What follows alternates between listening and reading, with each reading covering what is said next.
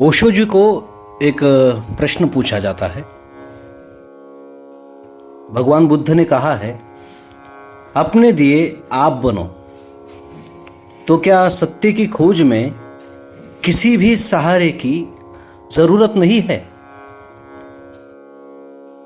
तब ओशो जी कहते हैं, ये जानने को भी तुम्हें बुद्ध के पास जाना पड़ेगा ना। अपने दिए आप बनो, इतनी ही जरूरत है गुरु की। गुरु तुम्हारी बैसाखी नहीं बनने वाला है, और जो बैसाखी बन जाए वो तुम्हारा दुश्मन है, गुरु नहीं है।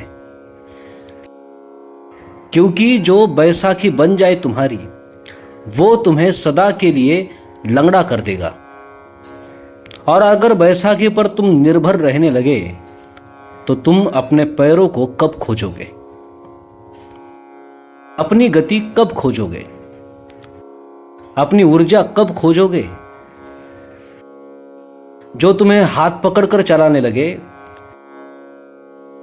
वो गुरु तुम्हें अंधा रखेगा। जो कहे मेरा दिया तो जला है, तुम्हें दिया जलाने की जरूरत क्या? देख लो मेरी रोशनी में, चले आओ मेरे साथ। उस पर भरोसा मत करना, क्योंकि आज नहीं कल रास्ते अलग हो जाएंगे। कब रास्ते अलग हो जाएंगे कोई भी नहीं जानता। कब मौत आकर बीच में दीवार बन जाएगी कोई भी नहीं जानता। तब तुम एकदम घुप्पा अंधेरे में छूट जाओगे। गुरु की रोशनी को अपनी रोशनी मत समझ लेना, ऐसी भूल अक्सर हो जाती है। सूफियों की कहानी है कि दो आदमी एक रास्ते से चल रहे हैं। एक आदमी के हाथ में लालटेन है और एक आदमी के हाथ में लालटेन नहीं है। कुछ घंटों तक वे दोनों साथ साथ चल रहे हैं। आधी रात हो गई, मगर जिसके हाथ में लालटेन नहीं है उसे इस बात का ख्याल भी पैदा नहीं होता कि मेरे हाथ में लालटेन नहीं है। जरूरत क्या है? दूसरे आदमी के हाथ में लालटेन है और उसकी रोशनी पड़ रही है, और जितना जिसके हाथ में लालटेन है उसको रोशनी मिल रही है, उतनी उसको भी मिल रही है जिसके हाथ में लालटेन नहीं है। दोनों मजे से गपशप करते हुए चले जाते हैं। फिर वो जगह आ गई जहां लालटेन वाले ने कहा, अब मेरा रास्ता तुमसे अलग होता है, अलविदा। फिर घुप अंधेरा हो गया। आज नहीं कल गुरु से विदा हो जाना पड़ेगा, या गुरु विदा हो जाएगा। सदगुरु वही है जो विदा होने से पहले तुम्हारा दिया जलाने के लिए तुम्हें सचेत करे। इसीलिए बुद्ध ने कहा है, अप दीपो भव, अपने दिए खुद बनो। यह भी जिंदगी भर कहा, लेकिन नहीं सुना लोगों ने। जिन्होंने सुन लिया उन्होंने तो अपने दिए जला लिए, लेकिन कुछ इसी मस्ती में रहे कि क्या करना है, बुद्ध तो है। आनंद भी उन्हीं नासमझों में से एक था जो बुद्ध की रोशनी में 40 साल तक चलता रहा। स्वभावतः 40 साल तक रोशनी मिलती रहे तो लोग भूल ही जाएंगे कि अपने पास रोशनी नहीं है, कि हम अंधे हैं। 40 साल तक किसी जागे का साथ मिलता रहे तो स्वभावतः भूल हो ही जाएगी। लोग ये भरोसा ही कर लेंगे कि हम भी पहुंच गए हैं। रोशनी तो सदा रहती है, भूल चूक होती नहीं, भटकते नहीं, गड्ढों में गिरते नहीं। और आनंद बुद्ध के सर्वाधिक निकट रहा। 40 साल छाया की तरह साथ रहा। सुबह सांझ, रात दिन। 40 साल में एक दिन भी बुद्ध को छोड़कर नहीं गया। बुद्ध भिक्षा मांगने जाए तो आनंद साथ जाएगा। बुद्ध सोए तो आनंद साथ सोएगा। बुद्ध उठे तो आनंद साथ उठेगा। आनंद बिल्कुल छाया था,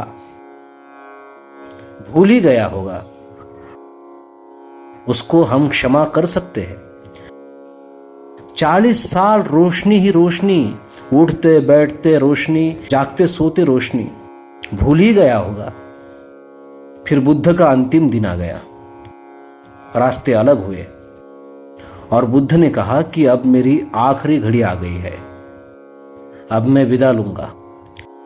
भिक्षुओं, किसी को कुछ पूछना हो तो पूछ ले, बस आज मैं आखिरी सांस लूंगा। जिन्होंने अपने दिए जला लिए थे वे तो शांत अपने दिए जलाए बैठे रहे, परम अनुग्रह से भरे हुए कि न मिलता बुद्ध का साथ तो शायद हमें याद भी न आती कि हमारे भीतर दिए के जलने की संभावना है। हमें यह भी पता होता कि संभावना है, जल भी सकता है, तो विधि मालूम नहीं थी। आखिर दिया बनाना हो तो विधि भी तो होनी चाहिए। बाती बनानी आनी चाहिए, तेल भरना आना चाहिए, फिर दिया ऐसा होना चाहिए कि तेल बह न जाए, नहीं तो कभी बाती तेल में ही गिर जाएगी और दिया बुझ जाएगा।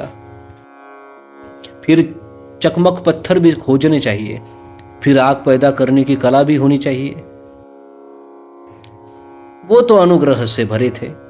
जिन्होंने पा लिया था वे शांत चुपचाप बैठे रहे, गहन आनंद में, गहन अहोभाव में। आनंद दहाड़ मार कर रोने लगा। उसने कहा, ये आप क्या कह रहे हैं? ये कहो ही मत, मेरा क्या होगा? आ गया रास्ता अलग होने का क्षण। आज उसे पता चला कि ये 40 साल में अंधा ही था। ये रोशनी उधार थी, ये रोशनी किसी और की थी, और ये विदाई का क्षण आ गया। तब बुद्ध ने कहा, आनंद, कितनी बार मैंने तुमसे कहा है, अप दीप भव, अपना दिया बन, तू सुनता नहीं। अब तू समझ, 40 साल निरंतर कहने पर तूने नहीं सुना, इसीलिए रोना पड़ रहा है। देख उनको जिन्होंने सुना, वे दिया बने शांत अपनी जगह बैठे हैं। आज अलग होने का क्षण आया तो एक तरह की उदासी है, मगर दहाड़ मारकर रो नहीं रहे हैं, क्योंकि ये डर नहीं है कि अंधेरा हो जाएगा। अपना अपना दिया उन्होंने जला लिया है।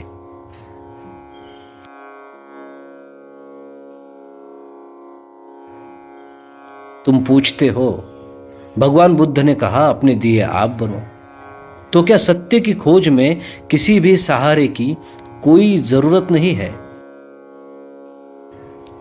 यह जरा नाजुक सवाल है। नाजुक इसीलिए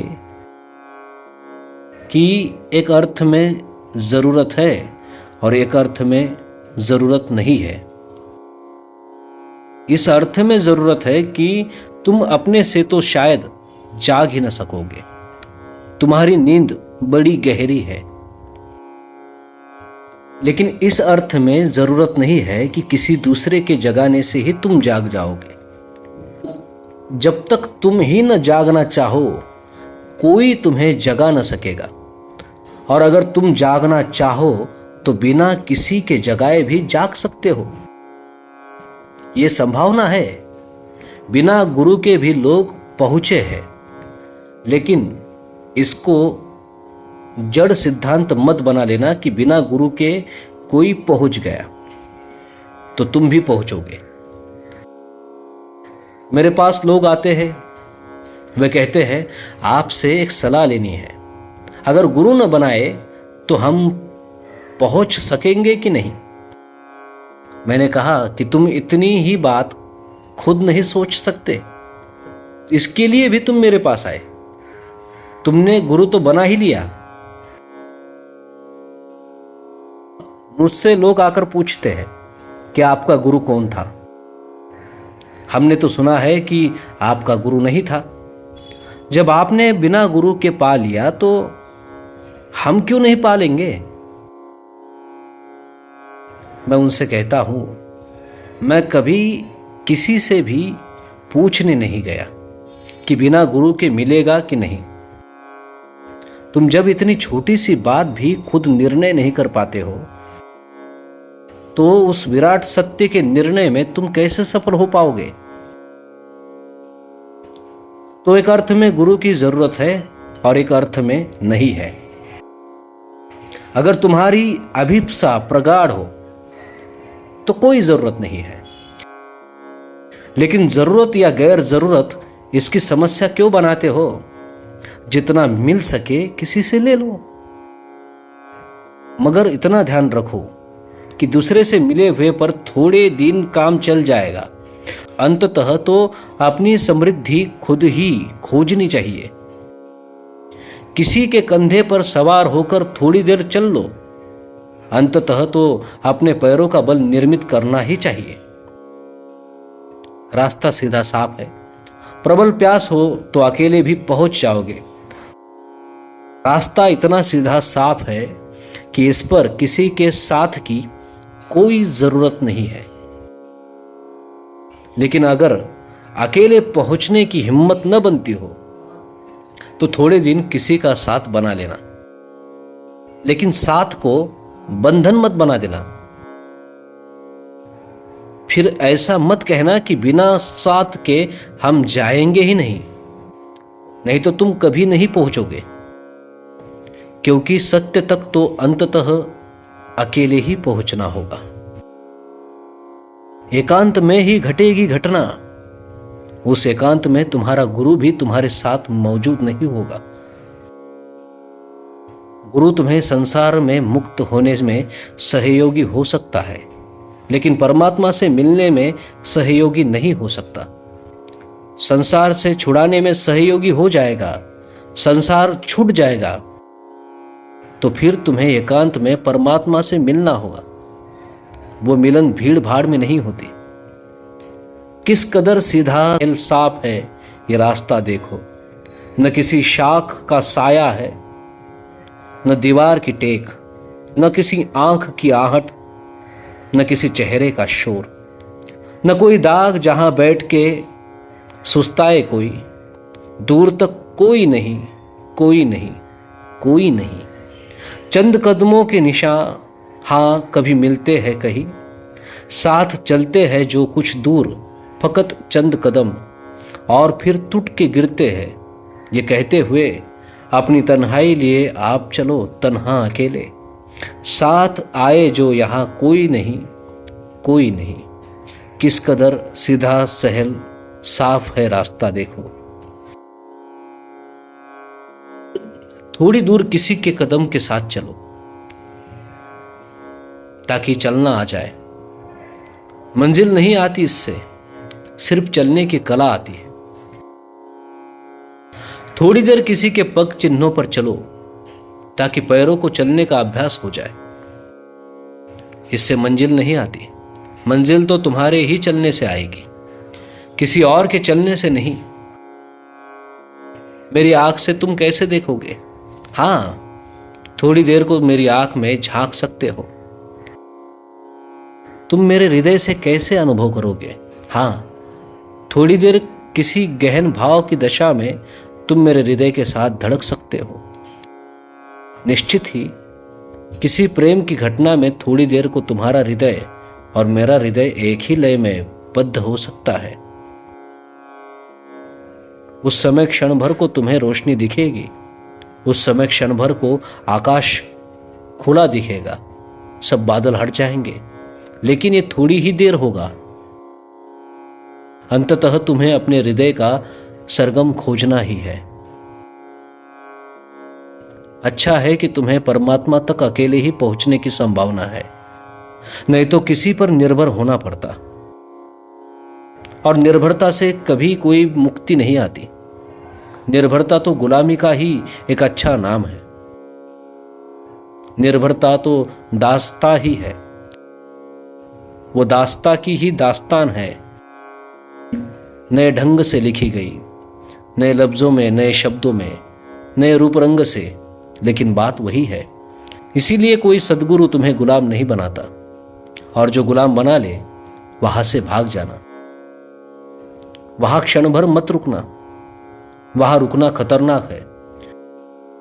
जो तुम्हें कहे कि मेरे बिना तुम्हारा कुछ भी नहीं होगा, जो तुम्हें कहे कि मेरे बिना तुम कभी भी नहीं पहुंच सकोगे, जो कहे मेरे पीछे ही चलते रहना तो ही परमात्मा मिलेगा, नहीं तो तुम चूक जाओगे, ऐसा जो कोई कहता है उससे बचना।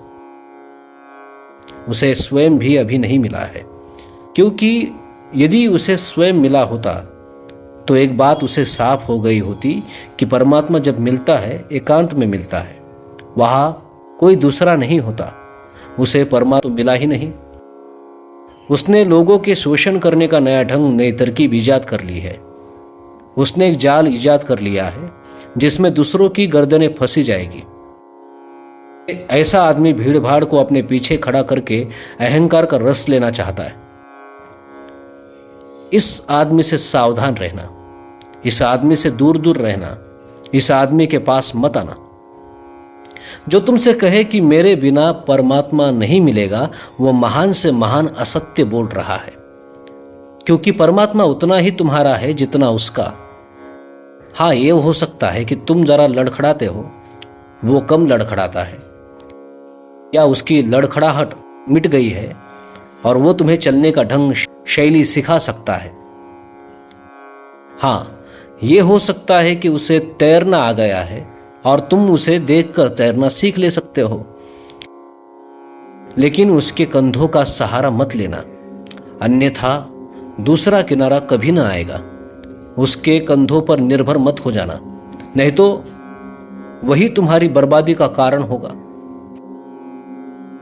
इसी तरह तो यह देश बर्बाद हुआ। यहां मिथ्या गुरुओं ने लोगों को गुलाम बना लिया। इस मुल्क को गुलामी की आदत पड़ गई। इस मुल्क को निर्भर रहने की आदत पड़ गई। ये जो 1000 साल इस देश में गुलामी आई, इसके पीछे और कोई कारण नहीं है। इसके पीछे न तो मुसलमान है, न मुगल है, न तुर्क है, न हून है, न अंग्रेज है। इसके पीछे तुम्हारे मिथ्या गुरुओं का जाल है। मिथ्या गुरुओं ने तुम्हें सदियों से यह सिखाया है निर्भर होना। उन्होंने इतना निर्भर होना सिखा दिया, जब कोई राजनीतिक रूप से भी तुम्हारी छाती पर सवार हो गया, तुम उसी पर निर्भर हो गए। तुम जी हुजूर उसी को कहने लगे। तुम उसी के सामने सिर झुकाकर खड़े हो गए। तुम्हें आजादी का रस ही नहीं लगा।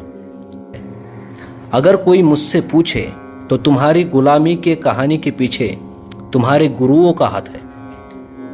उन्होंने तुम्हें मुक्ति नहीं सिखाई, स्वतंत्रता नहीं सिखाई। काश बुद्ध जैसे गुरु की तुमने सुनी होती तो इस देश की गुलामी का कोई कारण नहीं था। काश तुमने व्यक्तित्व सीखा होता, निजता सीखी होती। काश तुमने ये सीखा होता कि मुझे होना है, मुझे किसी दूसरे की प्रतिलिपि नहीं होना, और मुझे अपना दिया खुद बनना है, तो तुम बाहर के जगत में भी पैर जमाकर खड़े हो जाते। ये अपमानजनक बात न घटती कि 40 करोड़ का मुल्क मुट्ठी भर लोगों का गुलाम हो जाए। कोई भी आ जाए और ये मुल्क गुलाम हो जाए। जरूर इस मुल्क की आत्मा में गुलामी की गहरी छाप पड़ गई है। किसने डाली ये छाप? किसने ये जहर तुम्हारे खून में घोला? किसने विषाक्त की तुम्हारी आत्मा?